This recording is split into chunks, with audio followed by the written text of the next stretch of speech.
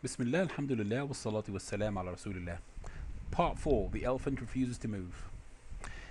Abrahah, who came from Abyssinia, a country in Africa conquered Yemen, was made vice regent there.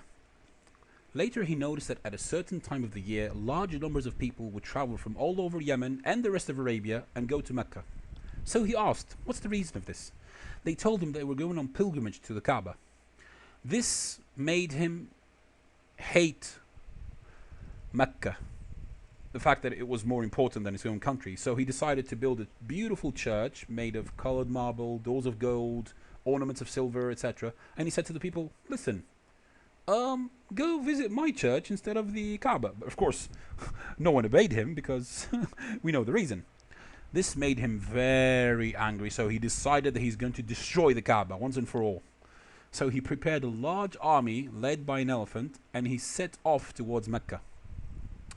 When the Meccans heard about this, they became very frightened because Abrahah's army was huge and they couldn't fight it. But how could they let him destroy the Holy Kaaba? They went to ask advice of their leader, Abd Al-Mutallib. When Abrahah arrived outside of Mecca, Abd Al-Mutallib went to meet him. So Abrahah asked him, what do you want? So Abrahah basically had taken Abd al-Muttalib's camels, which he found grazing as he entered Mecca. So Abd al-Muttalib replied, I want my camels back. Abrahah was like, he was very surprised. He was like, what? I'm paraphrasing, but this is basically what he said. Dude, I've come to destroy your holy Kaaba, the holy place of your fathers, and you're asking me for some camels? It's like saying, are you serious? But Abd al-Muttalib calmly replied, listen, the camels belong to me. In other words, tell them they're mine. You have no right to take them. The Kaaba, however, belongs to Allah subhanahu wa ta'ala, glorified be. He will protect it. It's other words telling him, look, the Kaaba has its own protector. But these camels are mine. Give them back to me. So he took his camels because, okay, yeah. And he left Abrahah and went back to the Quraysh. He ordered them to leave Mecca and wait for the enemies in the mountains.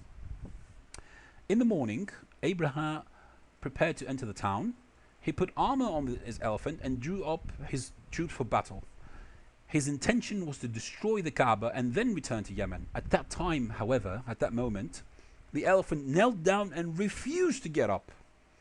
No matter how much the soldier tried to get it to move, beating it, pushing it, etc., etc. When they turned its face in the direction of Yemen, it immediately got up and started off. In fact, it did the same thing in any other direction, but as soon as they tried to point it towards Mecca, it knelt down again. And suddenly, a flock of birds appeared from over the sea. Each bird carried 3 stones as small as peas, and they dropped them on Abrahah's army.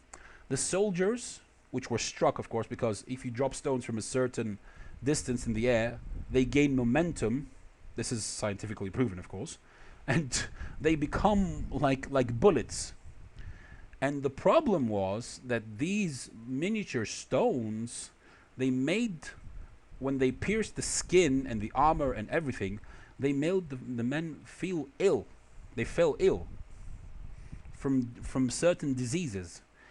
Even Abrahah was hit by the stones, and he fled in fear with the rest of his army back to Yemen. Those who survived. But they later died, of course, because they had contracted the disease. This is historically proven. On seeing their army flee, the army free, the Arabs came down from the mountains to the Kaaba and gave praise and thanks to Allah subhanahu wa ta'ala.